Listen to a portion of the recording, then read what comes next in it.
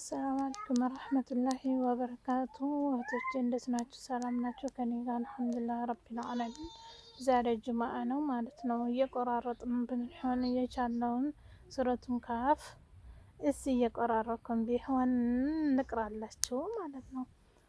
አዑዙ ቢላሂ ሚነ ሸይጧን ረጂም ቢስሚላሂ ረሕማኒ ረሒም الحمد لله الذي أنزل على عبده الكتاب ولم يجعل له عوجا قيما لينذر بأسا شديدا من لدنه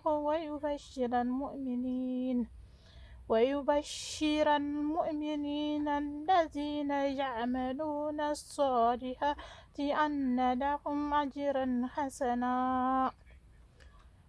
ماكثين فيه أبدا وينذر الذين قالوا اتخذ الله ولدا